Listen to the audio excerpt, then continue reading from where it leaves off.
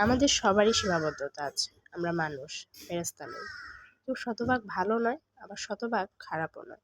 একই মানুষ একেক জায়গায় টক্সিক হতে পারে, আবার কিছু কিছু জায়গায় ভালোও হতে পারে। এটা সম্পূর্ণ সাবজেক্টিভ।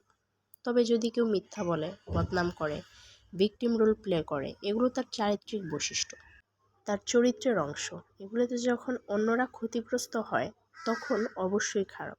কিন্তু তারপরেও সে বলবে সে ঠিক, অন্যরা ভুল।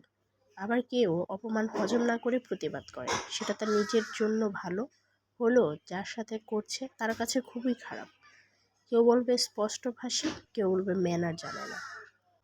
আগে আমি অনেক কষ্ট করে মানুষের জন্য সময় নষ্ট করতাম। অন্যের সমস্যা কিভাবে সমাধান করব, কিভাবে তাকে সাহায্য করব, তার সাথে যে খারাপ, আমিও তাকে খারাপ ভাবতাম।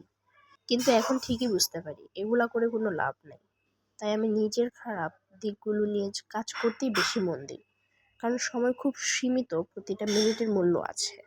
আগে মনে করতাম সবাইকে প্লেস করতে হবে, সবাইকে হ্যাপি রাখতে হবে, বাট অনেস্টলি এটা অসম্ভব। কারো কাছে আমি খারাপ, কারো কাছে আমি খুব ভালো, এটাই রিয়েলিটি।